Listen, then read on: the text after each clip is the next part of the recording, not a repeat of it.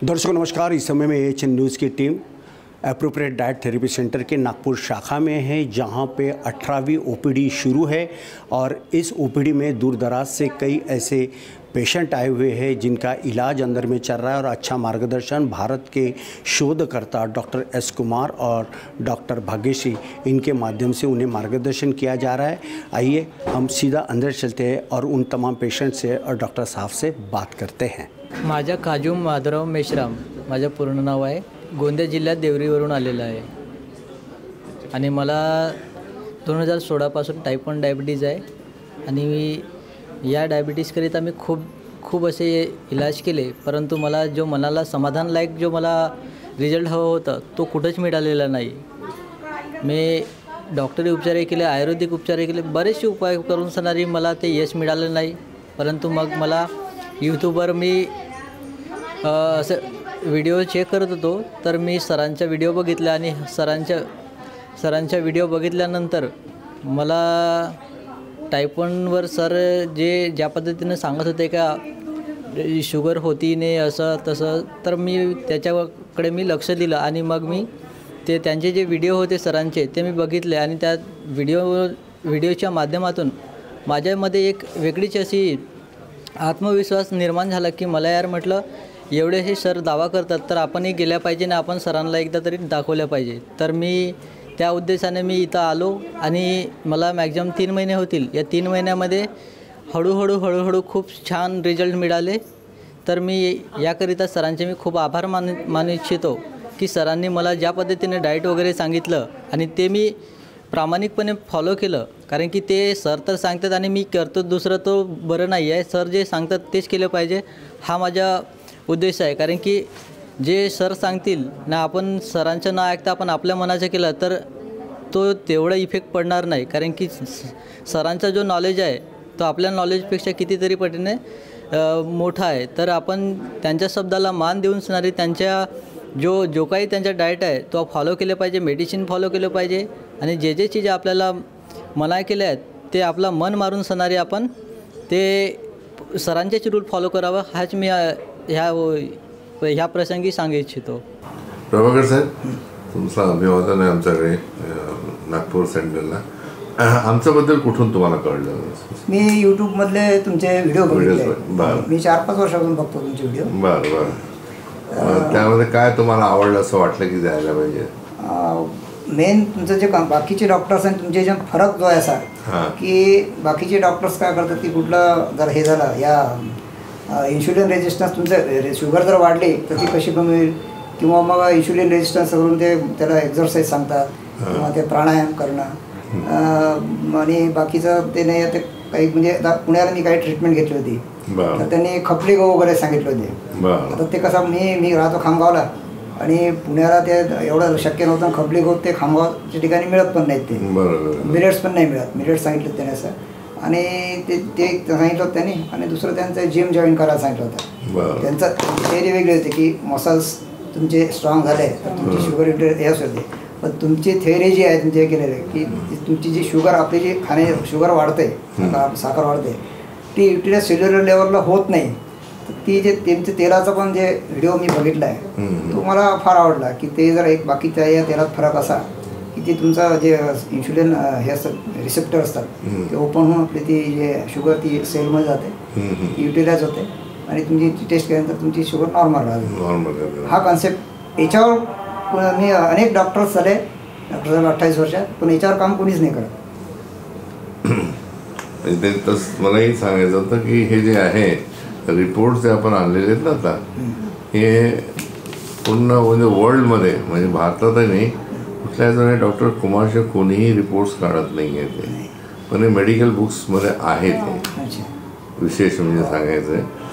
आणि सगळ्यात महत्त्वाचा पार्ट आहे की सगळे जे दाखवून राहिले मी सांगते की तुम्हाला डायबिटीज नव्हतं कधीच, आजही नाही आणि कधीही राहणार नाही। तुम्ही बोलले 28 वर्षापूर्वी पण तुम्हाला डायबिटीज नव्हता, पण बाकी डॉक्टर ते त्याच्यावरच आजही नाही आहे। कधी मला इन्शुलिन पण होतं डॉक्टर 12 वर्ष येत होतं। तेच सांगतो मी। कुठल्या वर्षापर्यंत? मला 2000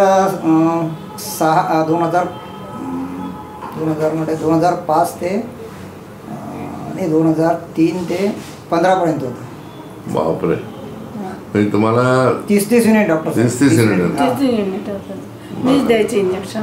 आणि मला खूप एवढा त्रास जेवढा झाला अक्षरशः, म्हणजे मी अपडाऊन करायचं खामगाव नागपूरला असं तुम्ही तेव्हा किंवा मला जेवण करून नाही. हे एकतर ते इन्शुलिन तुम्हाला माहीतच आहे की ते फ्रीजवर ठेवावं लागतं. तर मग ही मला द्यायची जेवण करायचं. आणि कधी कधी आमचं डिव्हिजन ऑफिस यवतमाळला होता, तर मला असं सकाळी निघायचं मी, कारण एक तर मी ट्रेन नाही आहे धामणगावपर्यंत किंवा बस नाही. मग मी तिथं एखाद्या हॉटेलला जेवण कर, बाजूला इन्शुलिन इंजेक्शन घ्यायचं, तिथे घ्यायचं आणि मग जेवण करायचं. आता तुम्हाला जे सांगितलं मी, तुम्हाला डायबिटीज नव्हतं, नाही आहे, कधी राहणार, आता काय वाटतंय तुम्हाला ताई? तुम्ही बोलाल? विश्वास नाही. आता एवढ्या डॉक्टरांनी सांगितलं शुगर आहे असंच सांगितलं ना. शुगर आणि डायबिटीज दोन्ही वेगळ्या वेगळ्या गोष्टी आहे, हेच तुम्हाला मला समजायचं आहे. डायबिटीज आणि इन्सुलिन दोन्ही वेगळ्या वेगळ्या गोष्टी आहेत. डायबिटीजची डेफिनेशन बनलेली आहे ती 1921 बनलेली आहे. त्यांचं म्हणणं आहे की बॉडीमध्ये डायबिटीजची डेफिनेशन काय मेडिकल बुक्समध्ये, की तुमच्या बॉडीमध्ये इन्सुलिनचं न राहणे, डिफिशियन्सी राहणे, तुमच्या बॉडीचे बीटा सेल्स काम न करणे, त्यांची सेन्सिटिव्हिटी कमी असली, आणि त्याला तुम्ही डायबिटीज म्हणतो. आता तुमच्या बॉडीमध्ये हे सगळं व्यवस्थित असलं डायबिटीज कसं बनण्याचं का? तुमच्या बॉडीमध्ये 9.18 इन्सुलिन आहे, ठीक आहे.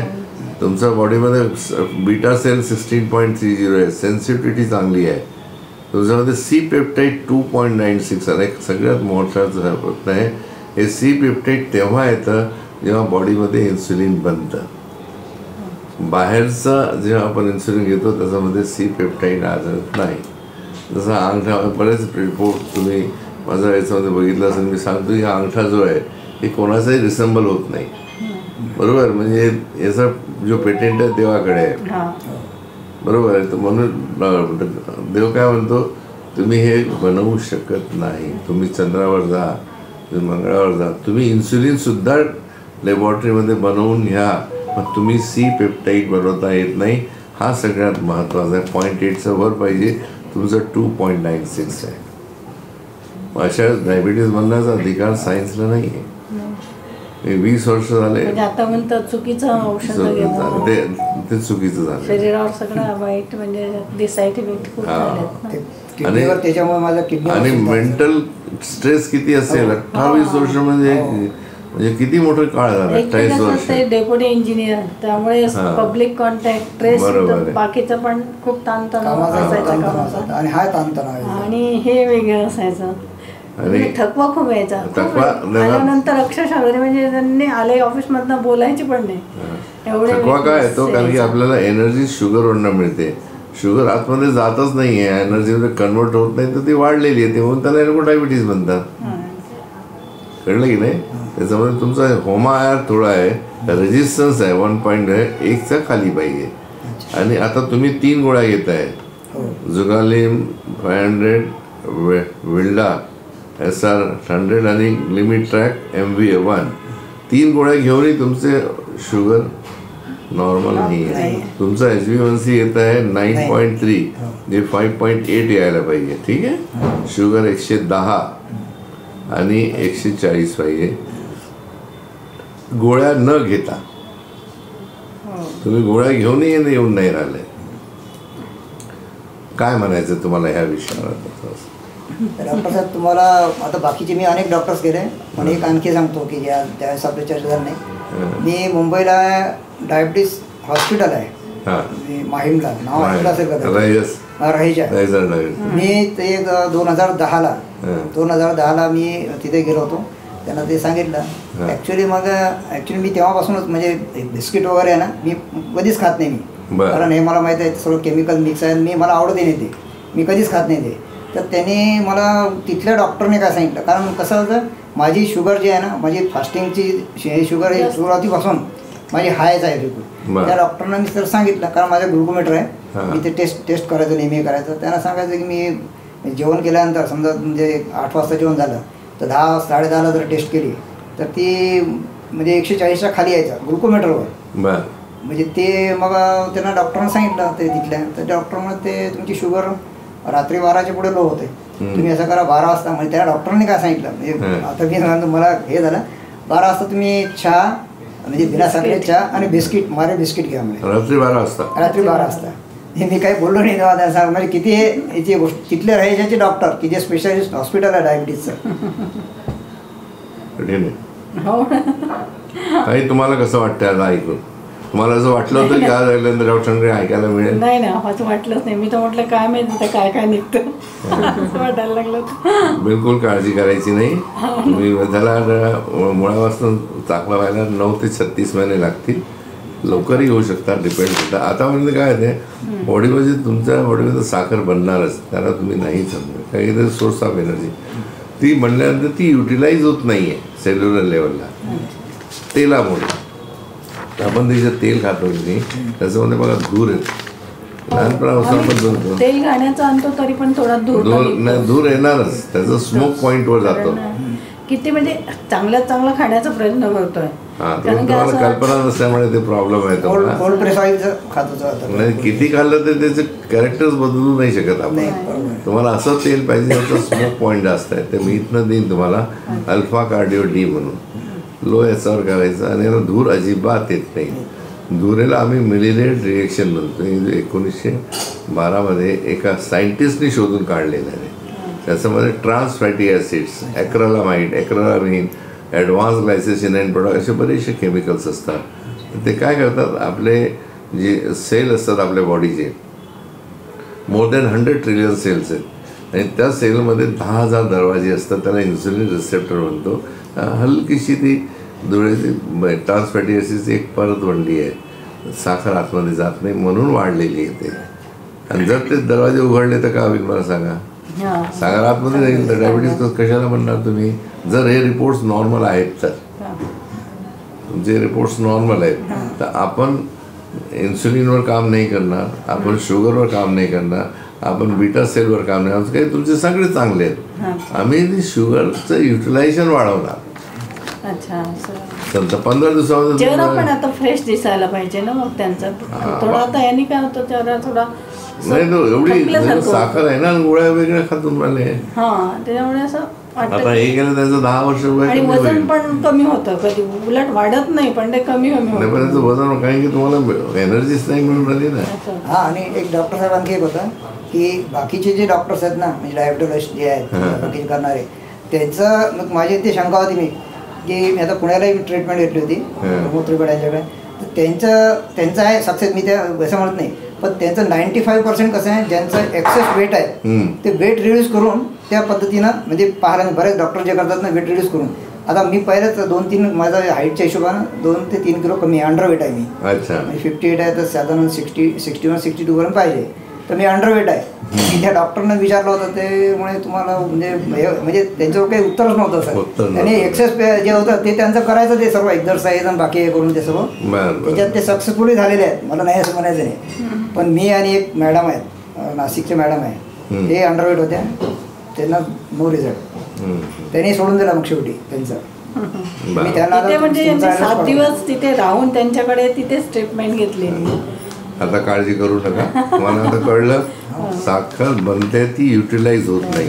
आता साखर अशी म्हणजे ऑब्स्टकल आलं, साखर पुढे जात नाही, आम्ही हे ऑब्स्टकलला काढतोय.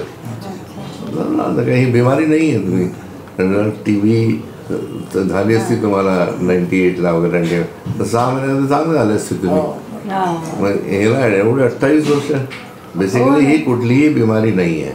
हा जो पाथवे आहे तो थोडे कमलेला आहे. त्याला वेळ झाला ना पण तुमच्याकडे मग यायला, आता वेळ आल्याशिवाय भेट होत नाही. आता काळजी करू नका. एकदा आम्ही पुण्याला पण असतोय, मुलगा असतो माझा तिथे, त्यामुळे आम्ही मुलगा मुलगी तिकडेच असतो. बरं आम्ही खामगावला 2 जण असतो, कधी इकडे कधी तिकडे. अच्छा.